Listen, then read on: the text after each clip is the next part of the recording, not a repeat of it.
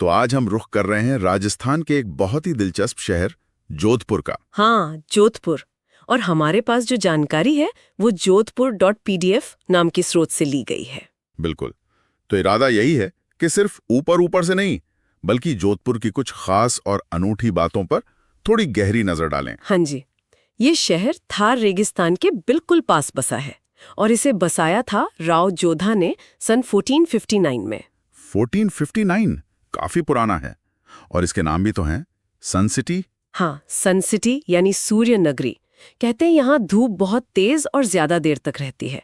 और दूसरा नाम वो तो जग जाहिर है, ब्लू सिटी। ब्लू सिटी, नीला शहर, इस पर तो आएंगे ही, लेकिन जोधपुर का नाम आते ही सबसे पहले जो तस्वीर जहन में आती है वो है मेहरानगढ़ किला। बिल्कुल, मेहरानगढ़।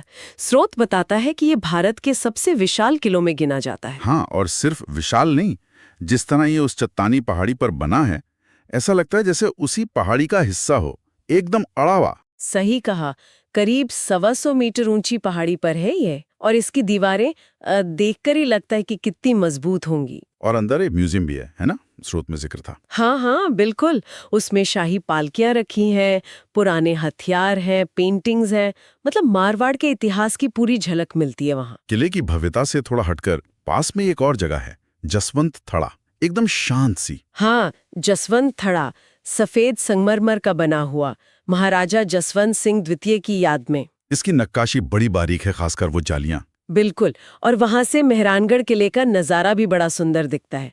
अच्छा, और फिर आता है उम्मेद भवन पैलेस। अरे हाँ, वो तो आज भी शाही परिवार का घर है ना? जी, और उसका एक हिस्सा एक बहुत ही शानदार हेरिटेज होटल है और एक म्यूजियम भी आम लोगों के लिए। कहते हैं ये दुनिया के सबसे बड़े निजी घरों में से एक था जब ये बना था 20वीं सदी में। हाँ, स्रोत में भी यही लिखा है। अच्छा, अब शहर के बीचों बीच चलें, घंटाघर और सरदार मार्केट।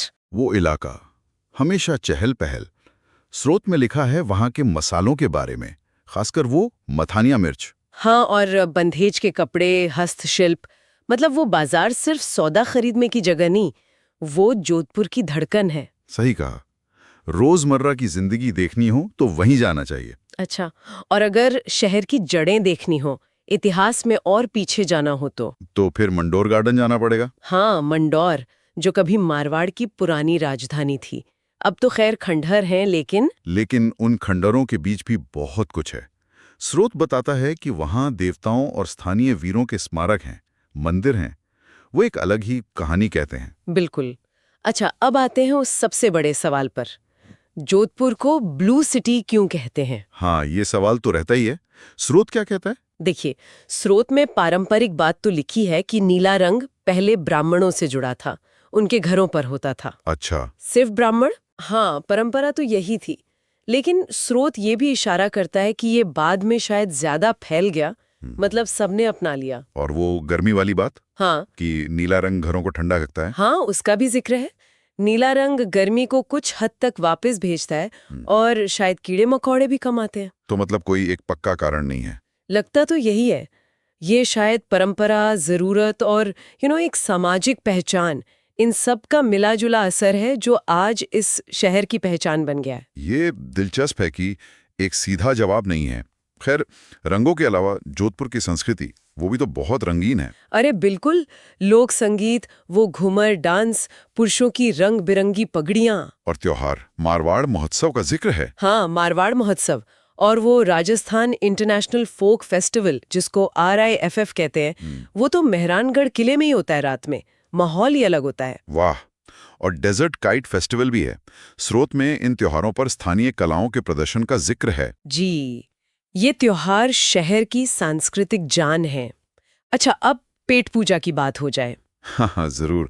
मिर्चीवाड़ा और माखनिया लस्सी, ये तो जैसे जोधपुर का सिग्नेचर है। बिल्कुल, और दाल बाटी चूरमा का भी जिक्र है स्रोत में।